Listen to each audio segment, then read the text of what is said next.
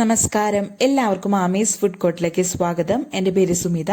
അപ്പോൾ ഓണം സ്പെഷ്യലായിട്ട് നമ്മൾ പെട്ടെന്ന് റെഡിയാക്കാൻ പറ്റുന്ന ഒരു പായസത്തിന്റെ റെസിപ്പി ആയിട്ടാണ് വന്നിരിക്കുന്നത്.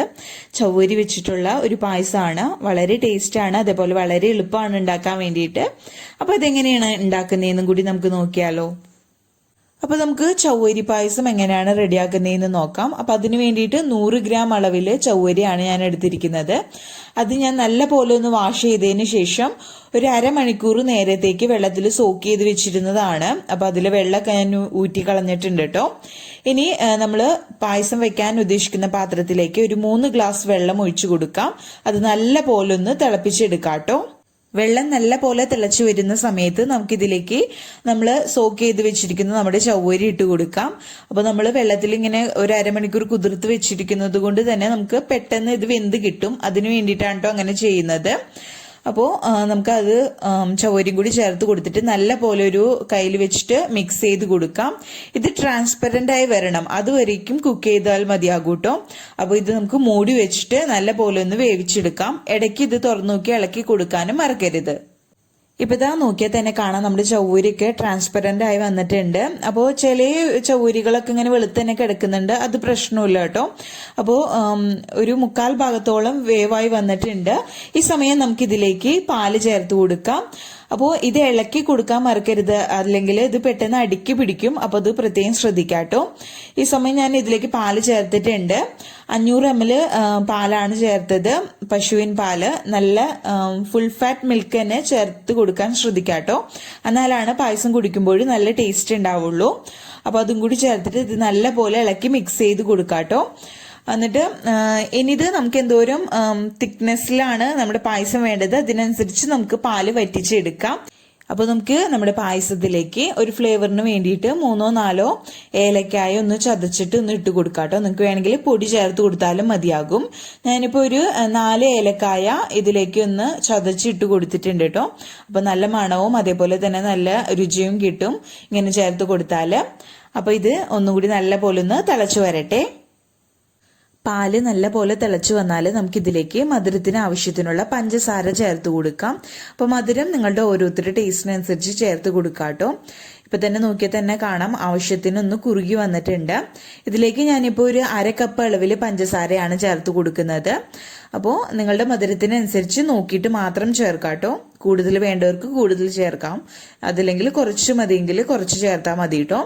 ഇനി പഞ്ചസാരയും കൂടി ചേർത്തിട്ട് നല്ല പോലെ ഇളക്കി പഞ്ചസാര ഇനിയൊന്ന് മെൽറ്റ് ആയിട്ട് വരണം. അതുവരേക്കും നല്ല പോലെ ഇതൊന്ന് തിളപ്പിച്ചെടുക്കണം. അതേപോലെ എന്തോരം ഇനി പായസത്തിന് തിക്നെസ് വേണം അതിനനുസരിച്ച് ഒന്നും കൂടി കുറുക്കി എടുക്കാം കേട്ടോ. ഇപ്പൊ ദാ നമ്മൾ ചേർത്ത പഞ്ചസാരയൊക്കെ നല്ലപോലെ മെൽറ്റായി വന്നിട്ടുണ്ട്. അതേപോലെ തന്നെ ആവശ്യത്തിന് നമ്മുടെ പായസം തിക്കായിട്ട് വന്നിട്ടുണ്ട് കേട്ടോ. അപ്പൊ ഞാൻ മധുരം ടേസ്റ്റ് ചെയ്ത് നോക്കിയായിരുന്നു. അപ്പൊ കറക്റ്റ് മധുരമായി വന്നിട്ടുണ്ട്. അപ്പോൾ നിങ്ങളുടെ ടേസ്റ്റിനനുസരിച്ച് മാത്രം മധുരം ഇതിലേക്ക് ചേർത്ത് കൊടുക്കുക കേട്ടോ. ഇനി നമ്മുടെ പായസത്തിന് കുറച്ചും കൂടി ടേസ്റ്റ് കിട്ടാൻ വേണ്ടിയിട്ട് നമ്മൾ ഒരു സ്പെഷ്യൽ ഇൻഗ്രീഡിയന്റും കൂടി ഇതിലേക്ക് ചേർക്കുന്നുണ്ട്. വേറെ ഒന്നുമല്ല, ഹോർലിക്സ് ആണ് കേട്ടോ.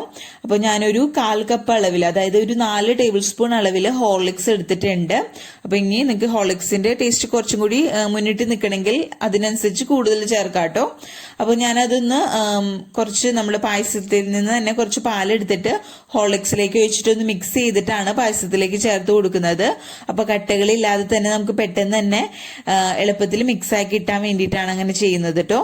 ഇനി കയ്യിൽ വെച്ചിട്ട് നല്ല പോലെ ഒന്ന് എല്ലാ ഭാഗത്തേക്കും ഇളക്കി മിക്സ് ചെയ്ത് കൊടുക്കാം. അപ്പൊ നല്ല ടേസ്റ്റ് ആണ് കേട്ടോ ഈ പായസം കഴിക്കാൻ വേണ്ടിയിട്ട്. അതേപോലെ വളരെ ഈസി ആയിട്ട് ഇത് റെഡിയാക്കി എടുക്കാം. ഇപ്പൊ ഇതാ നമ്മൾ പായസത്തിലേക്ക് നമ്മൾ ഹോർലിക്സ് ചേർത്തുകൊണ്ട് തന്നെ നല്ലൊരു കളറും കിട്ടിയിട്ടുണ്ട്. ഒരു ക്രീം കളറിലേക്ക് നമ്മുടെ പായസം മാറിയിട്ടുണ്ട് കേട്ടോ. ഇനി അഥവാ നിങ്ങളുടെ അടുത്ത് ഹോർലിക്സ് ഇല്ല, ബൂസ്റ്റ് ആണുള്ളതെങ്കിൽ അത് ചേർത്താലും കുഴപ്പമില്ല, നല്ല ടേസ്റ്റ് തന്നെയായിരിക്കും കേട്ടോ. അപ്പൊ ഇങ്ങനെ വ്യത്യസ്തമായ ഒരു രീതിയിൽ ഈ പായസം ഒന്ന് ട്രൈ ചെയ്ത് നോക്കാം.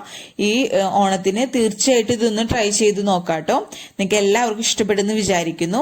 അപ്പൊ ദാ നല്ലൊരു കളറിലും അതേപോലെ മധുരവും എല്ലാം കറക്റ്റ് ആയി വന്നിട്ടുണ്ട്.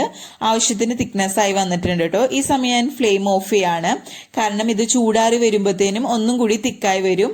അപ്പോൾ ഒരുപാട് കട്ട പിടിച്ചു പോരുത്, അപ്പോൾ കഴിക്കാൻ അത്രയ്ക്ക് ടേസ്റ്റ് ആണില്ല. അത് കാരണം ഞാൻ ഈ ഒരു സ്റ്റേജിൽ ഫ്ലെയിം ഓഫ് ചെയ്യാണ്. എന്നിട്ട് നമുക്ക് ഇതിലേക്ക് കുറച്ച് കശുവണ്ടി പരിപ്പ് ഒന്ന് നെയ്യിൽ റോസ്റ്റ് ചെയ്തിട്ട് ചേർത്ത് കൊടുക്കാട്ടോ.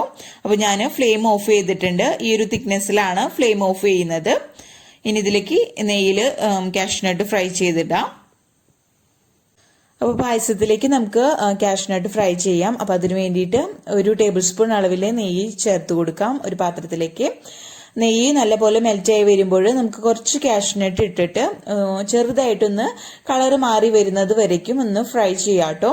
ഇപ്പോൾ ഇതാ നല്ലൊരു ലൈറ്റ് ഗോൾഡൻ നിറായി വരുന്നത് വരയ്ക്കും ഫ്രൈ ചെയ്താൽ മതി. നല്ലപോലെ ഫ്രൈ ആയി വന്നാൽ പെട്ടെന്ന് തന്നെ അത് നമുക്ക് പായസത്തിലേക്ക് ഒഴിച്ചു കൊടുക്കാം. എന്നിട്ട് നല്ലപോലെ ഒന്ന് ഇളക്കി മിക്സ് ചെയ്ത് കൊടുക്കാട്ടോ.